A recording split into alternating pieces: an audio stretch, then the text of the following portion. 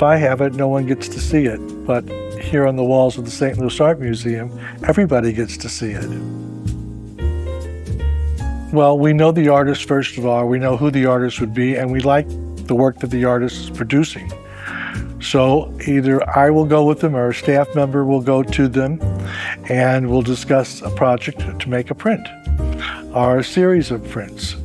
And they agree because they know who we are and what we've done, and we fund the project, meaning that we finance it. We put the money up to make the print and the money to distribute the print. And we have a large distribution, maybe 100 dealers that we work with throughout the world, quite frankly. Well, it's collaborative in the sense that I say to the artist, oh, this is a swell print. It looks like a money print to me. And then the artist will have a laugh, and he said, oh yeah, it does look like a money print. Oh, shall we make it as a print? And then the artist will say, why not? And we make it then as a print. Well, there's a world market for prints, and it's at auction. So prints sell at auction, and however well they do. And often those prints are the prints that we've published throughout, the 35 years of publishing at Lococo Fine Art. Well, anywhere between 25 and 100. So it's not more than 100. It took a while for them to accept it, to go through all the channels and all the committees, but it did go through all the channels, and it did go through all the committees, and they were very thrilled to have it. It's by the artist Alex Katz. Alex Katz is a 96-year-old artist and lives in New York City. He's always lived in New York City. And he's known for his paintings of portraitures and landscapes. Well, the bestseller is Alex Katz. He has the best reputation. It's a world reputation. I'm leaving tomorrow for Paris for a week, and I'll be with Alex. And we're going to a show of his at the Ropac Gallery. And I often travel with the artists, or the artists that I publish, because we're friends. We share intimate stories, and we poke and laugh and have fun together, but we're also very serious when it comes to printmaking and what we're going to produce with the artists. When I refer to a print as a money print, what I mean is that that's a print that's going to sell, and we're going to ring the register with it. The other artists we work with is Ross Bleckner, Julian Schnabel, Kenny Scharf, Hugo Rondinoni, David Sally, Donald Sultan, Catherine Bernhardt, Derek Adams, Ann Craven, and the list goes on and on and on. Well, it depends on your budget.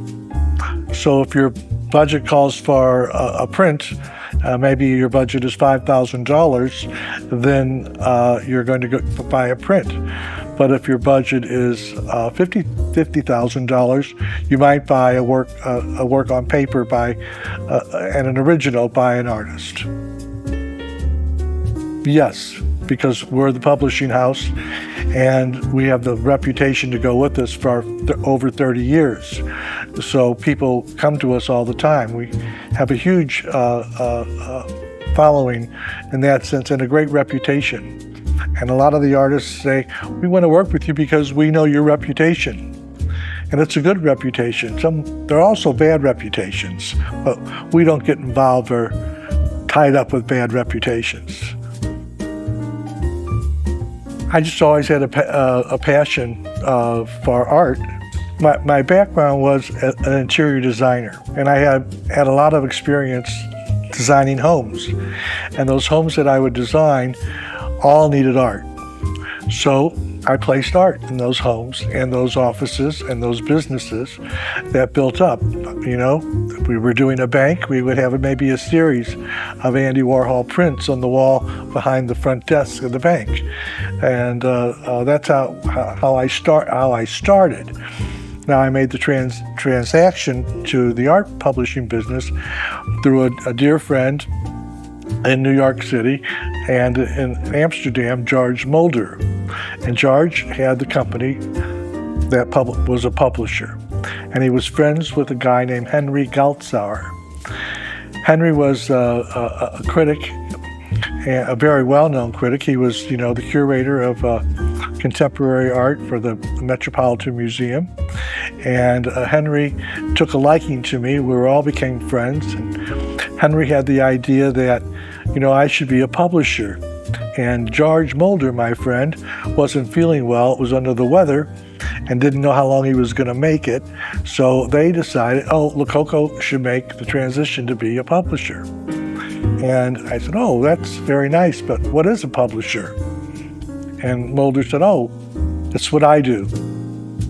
And I thought, that's nice. And he said, so you have to come up with a project, and then you publish that project.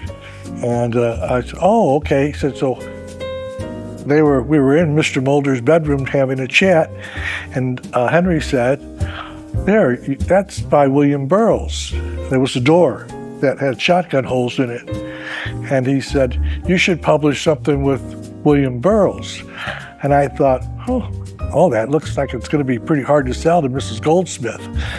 And I said, well, let's try it. Let's see. And so I did my research on William S. Burroughs. And then to my surprise, he was quite a character. And he killed his wife by accident in Mexico. He was a heroin addict and all the other good, horrible things. So I thought, this is a tough sell.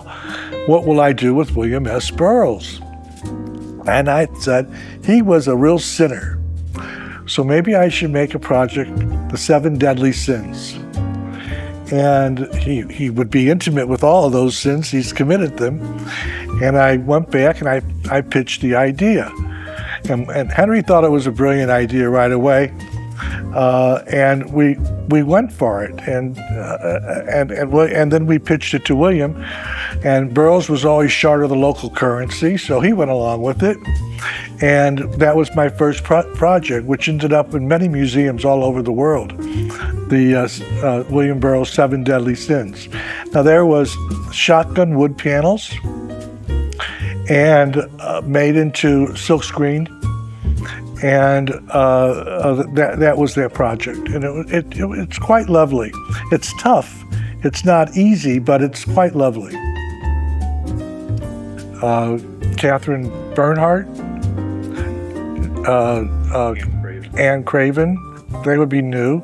We just finished more prints with Ross Bleckner, and we're going to do something with Julian Schnabel, which we haven't done for a while, but we're doing another series of prints with Julian. And David Sally, we're working on a project with David right now, development. These projects take a while. Nothing's done in a day. So sometimes you start a project, it takes a while, but there's no due date. It could be, a year, and it could be quick. If they want to make it quicker, then we'll make it quicker.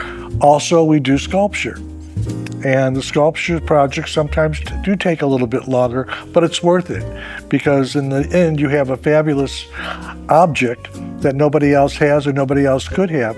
We have a really great company that we work with that produces sculptures. And we work closely with them and I've worked closely with them for 15 years. And we're thrilled to be working with them, and they make all sorts of sculptures with us. The last thing we made was a big Pink Panther sculpture, and it's a sculpture of the Pink Panther. So that's a recent sculpture project that we did with Catherine.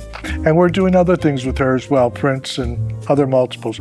I like to do multiples because often the clients or the dealers who have the clients, they have all the wall spaces full. And we need to have something else in there. And an object is a perfect thing. Object meaning the sculpture.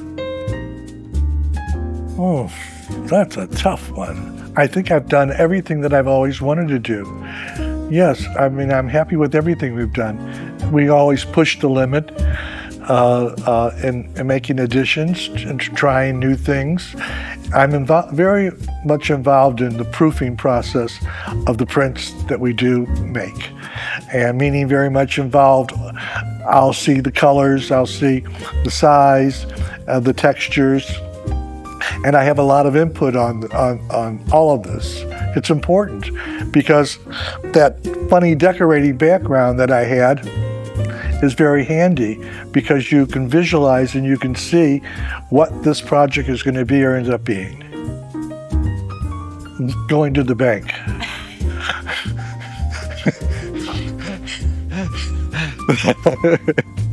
Well, we can have some fun too.